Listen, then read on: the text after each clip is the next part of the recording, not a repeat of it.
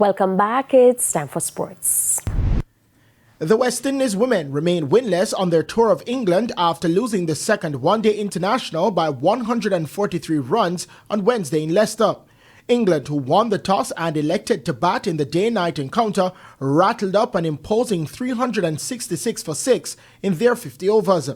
Like it was in Game 1, a solid platform was laid by openers Amy Jones and Tammy Beaumont, who recorded back-to-back ODI hundreds in a double-century opening partnership.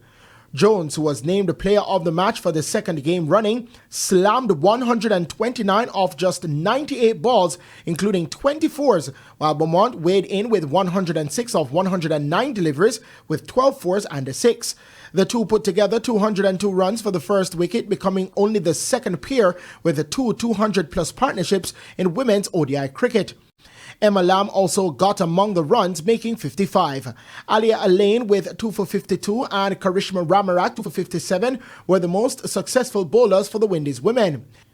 In reply, the West Indies women got to 223 in 45.4 overs. Debutant Rialana Grimond was the only batter to get a half-century, having made 53 with 4 fours and 2 6 at the top of the order, after she was thrusted into the role of opener with Captain Hayley Matthews out with an aggravated shoulder injury from the first ODI and Kiana Joseph missing due to injury. Janelia Glasgow chipped in with 44, while Cherry Ann Fraser made a career-best 24 and Stefani Taylor 20, but this wasn't enough as the West Indies women folded. Alice Caspe bagged 3 for 41, while there were 2 wickets each for Lauren Filler and Lindsay Smith. The third and final ODI will be played at Taunton on Saturday starting at 5 a.m. Jamaica time, with England women on the brink of a complete sweep of the West Indies tour.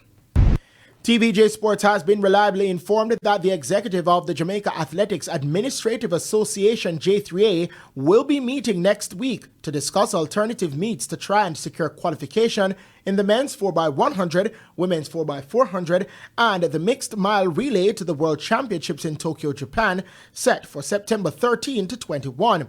This after finally receiving the manager's report from last month's World Athletics Relay in Guangzhou, China.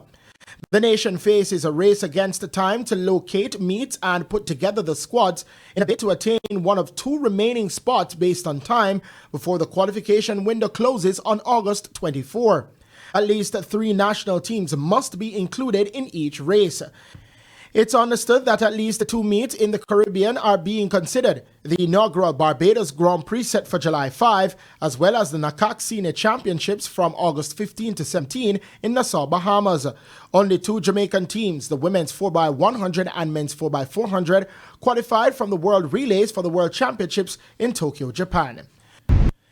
The finals of the ISA JHF Under-16 hockey competition will take place on Thursday at the Mona Hockey Field. Defending champions Monroe College will battle Jamaica College in the boys' title decider at 4 p.m. Before that, Wilma's girls will face off with Holy Childhood in the Under-16 final at 3 p.m. The third-place playoff will see St. Hugh's facing Denby High at 1 p.m. in the girls' section, before Papine and Kingston College clash in the boys' division at 2 p.m. I'm Christopher Scott, and that is your Midday Sports Report. And that's the Midday News. I'm Shamela Pullen. Join us at 7 for Primetime News. On behalf of the news, sports, and production teams, good afternoon.